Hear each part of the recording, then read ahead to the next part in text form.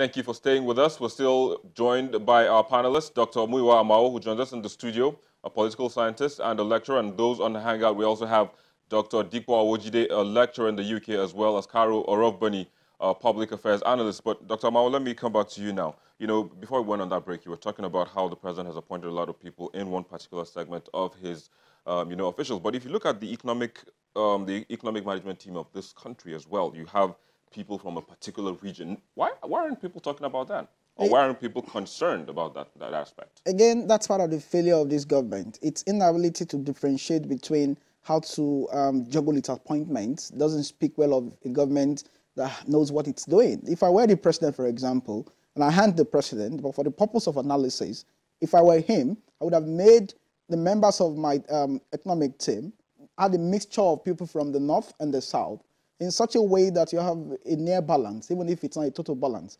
You cannot convince me, for example, that there are no brilliant minds in the north. It's not possible. You got very intelligent people from the north. So the failure of this government to recognize those people and juggle these appointments in such a way that you can create a fair balance speaks volume of the capacity of those who lead us in this country. So what you have is a group of leaders, and this is my opinion. Are they not delivering? Well, the delivery, it's questionable, it's subjective.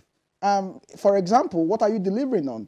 For me, inflation rates, things have changed. Inflation rates, foreign reserves. We were in recession. We're back out of recession. Aren't those deliverables? Well, but look, there's something in philosophy we call the first cause theory. Something led us to recession. This government will tell us that the previous government and its policies and the widespread corruption in that government led us into recession. But the government will remain silent on what it did as a government to contribute to recession. 6 months or 7 months into the tenure of this administration, no one was running this country. That's a long time for you to leave your economy. You mean there were no ministers? There were no ministers. There wasn't any coordinated economic policy. There is no way you won't run into recession. You don't just wake up into recession. You don't just wake up as a country and find yourself in recession overnight.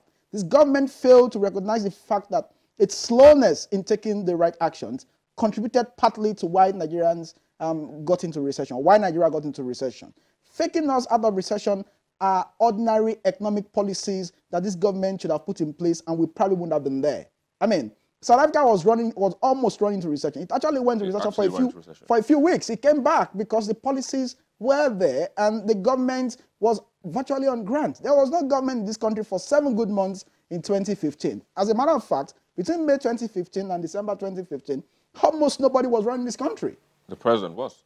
The president was, but the president obviously doesn't have the economic capacity to put in place these policies. I'll come back to you in just a minute. But again, I'll bring you, Ahmed, into this conversation. How would you say, or what would you say, the government has achieved? Because Olumiwa just said that this government has failed in some level of, in some aspects. How would you say they have performed or achieved? Speaking to the achievement of this government, we must be very quick to appreciate how much the government has achieved, particularly in certain key areas: agriculture, power generation, security, the fight against corruption, infrastructure, particularly road infrastructure, agriculture, for instance. About 6 million new rice farmers have been added to those producing rice in this country. The Anchor Borers program, the CBN Anchor Borers program, has empowered thousands and millions of poultry farmers as well. And these are the people that are going to clamor for this administration to continue in 2019. The implementation of the TSA has seen government save billions of naira. The custom is hitting record highs in revenues. JAM is hitting record highs in revenues. And this are pointers to the fact that this administration is diligently fighting corruption, because it was not as if these avenues were not open before, but people were just mindlessly looting all of these revenues, and it's coming back to government now. It's an indication that government is doing something right in the area of corruption. Power generation is at the best that it has been in this country in a very, very long time. I think we're hitting about 7,000 megahertz of power in power generation, and that's huge. I talked about what the government has achieved in the area of security. There was a time in this country when Boko Haram was controlling a region of this country that was larger than the country of Belgium. That's no longer the case now. Boko Haram has been decimated and reduced to going after soft targets, and that fight must continue. The Nigerian army and this administration must not relent in its fight to make sure that it completely eliminates Boko Haram. Must also focus on the headsman crisis, which, like I said, has the capacity to undermine every good work that has been done in the area of security in this country. You know, we must, even the great dictator of this government must give it credit for its fight to secure lives and property of Nigerians. On the economic front, every indicator is looking up in the for the economy, and I predict a brighter 2018 for Nigerians. And this is just wishful thinking. You know, you just need to visit the Nigerian Bureau of Statistics website to see that our indicators are pointing in the right directions economically. You know, a lot of people have also argued about, you know, the standing of former president, you know, to write that letter. Of course, I mean, they've also talked about him writing letters in the past, you know, to presidents, sitting presidents. Do you think he does indeed have the standing to write such a letter? Oh, well, personally, I wouldn't want us to look at the messenger. I would rather focus on the message. No leader is perfect, okay? As much as I like Obasanjo and El-Rufai and Peter Obi and a few other people, I know they are not 100% perfect. I myself am not 100% perfect. So I would not want us to focus on the messenger, but on the message of poor performance, of economic mismanagement, on the message of nepotism, on the message of, you know, the handling of the middle belt crisis. Okay, so I would want to focus on the message of President Olusegun Obasanjo, and these are some of the issues that some of us have complained about repeatedly. And whenever we complain about these issues, we get people attack us on a daily basis. All right. Now that President Olusegun Obasanjo has spoken on these issues, the presidency invited Tinubu and Baba Akonde, former governor of Osun State. Within 24 hours, they were invited to Abuja. So it means that President Buhari could not go to Adamawa, to Taraba, to Benue State. It means that he does not see those issues as issues that can threaten its political aims and objectives. Dr. Dikpo Awojide, we have to. President Olusegun Obasanjo has complained against some of these issues, and he sees it as a threat. They hurriedly have to arrange Konde and Tinubu to come to Abuja. And within 24 hours or within 48 hours, the presidency also moved against Obasanjo Lawal. We have to pay attention to these very critical issues. Dr. Dikpo Awojide, thank you for joining us on the program from the UK. Karo Oroboni as well, thank you for joining us on the program from the UK. But we have to leave the conversation here. Thanks once again.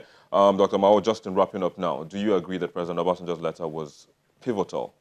I think what the former president's letter did was to break the barrier of fear that many Nigerians have been held hostage under. Obasanjo opened people's mouth, quote and unquote, and then their eyes also were open. So I do think that it has certainly increased the level of awareness on the part of the citizenry that the right to critique this government objectively, the right to speak the truth to power, the right to say things the way they are, is a fundamental right. And people must, irrespective of the barrage of attacks they receive on social media, on the streets, continue to demand for what is right. The simple truth is that this is not a listening government. And fortunately or unfortunately, President Buhari doesn't have the culture of listening. We have to hold it here. Thank you very much for joining us on the program today. You're welcome. We'll be back in a moment with the most viewed videos on our YouTube channel in the past week. Please stay with us.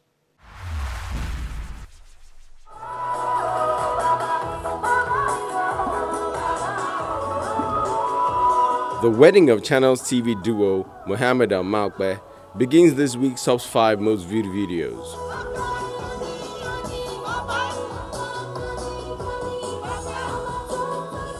The economy. And if I were to stand in front of him... Up next in fourth is an advice by Second Republic Senator Professor Banji Akitoye to the President of Nigeria, Muhammadu Buhari, not to continue in office but resign. Just like the former president said. I would say to him, my dear brother, you cannot do this job. You have no idea how to do it. Our country is perishing under you. I would advise that you resign. I'm almost helpless defending all the time, some of the deficiencies of this government, inaccuracies and all of that. Third spot is a video of a member of the ruling All Progressive Congress lamenting the difficulty of defending the leader of the party and the Muhammadu Buhari-led administration. Former presidential spokesperson Reuben Abati dissecting the letter written by former President Olusegun Obasanjo to incumbent President Muhammadu Buhari, maintaining that it drips with disappointment, comes into the charts in second place. If you look at that letter, it drips with frustration, it drips with disappointment, even regret. And in first place is a report put together by Channels Television on the letter written by former President Obasanjo to President Buhari, asking him not to contest the 2019 presidential elections. Well, there you go. Those were the most viewed videos on our YouTube channel in the past week. And that's where we wrap the program up. Let's continue via the social media addresses showing on your screen. I'm Victor Matthias. Bye for now.